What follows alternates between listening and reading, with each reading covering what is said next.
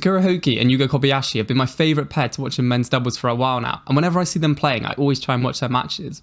In my opinion, they're one of the most entertaining pairs to watch, and you're almost always guaranteed a really intense, close game when you watch them play.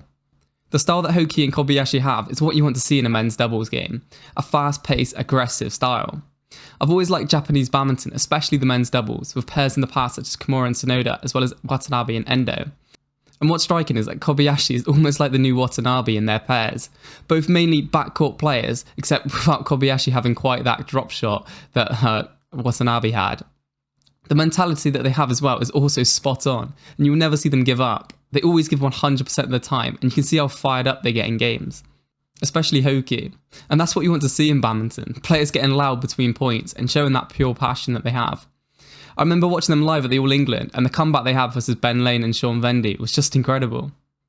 Hoki and Kobayashi have recently reached number 1 in the world rankings too, after now having the most amount of ranking points.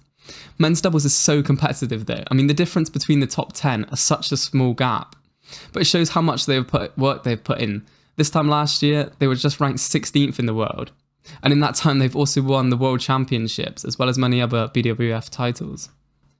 Another reason why I relate so much to this pair is because they don't have anything specific that makes them so good.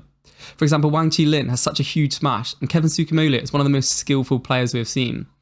Hoki and Takuro are only 5'5" and 5'9" tall, which is reasonably small and a similar height to myself. However, they play to their strengths so well and have great teamwork and movement. Because they are quite small players, they're able to crouch down and play that overhead drive game really well. And Hoki is incredibly quick at pressuring the net and reading the game, and he knows exactly when to do this. I mean, there are times where he knows where his opponents are going to play it at the net, and he will get there quick enough to be able to brush the shuttle over or even kill it. I actually made a full video on how a Hoki attacks the net, where I ran through different scenarios where he does this so well. It's another reason why they're so good in the service situation too. They both have great serves and returns, and a lot of the rallies begin with Hoki winning the battle at the net, creating a lift for his partner. I think he's easily one of the best men's doubles players at doing this, and it must be really hard to play against him, and that feeling of you feeling like you have to play the lift rather than play into the net because he's always going to be there. You then have Kobayashi at the back keeping the shuttle down and mixing it up with a lot of variation, with a lot of drop shots, smashes, half smashes and things like that. But when it comes to the defence, Japanese pairs have notoriously been good at it. And this pair doesn't really play that really defensive lifting style too, but they are really good at it. And not only that, but they turn their defence into attack really well too. Every opportunity they have, they're able to look into play that drive or that block to the net. And then the cross-court drive that Kobayashi has with his left hand is so good at getting past that front-court player, and it's something that sets him up to win a lot of points.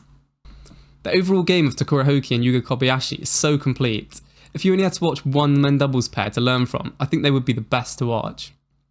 Their awareness to always know where each other are in their rotations to try and stay on the attack. When one of them is attacking and the shuttle gets flicked back to the other side, the other player is there to come back and continue on the attack. And because they are right-handed and left-handed, in certain situations, the rotation is even better because it will favour one of their forehands. But it's not like they completely gamble on this. We've seen that Hoki is so dangerous at controlling and dominating at the front of the net. And most games you watch, you also see some great dives and saves from both of them, which is always fun to watch. What do you guys think about the Japanese pair? And do you have a favourite men's doubles pair? Drop it in the comments. Also, please remember to like the video and subscribe to the channel. Thanks for watching, and I'll catch you in the next one.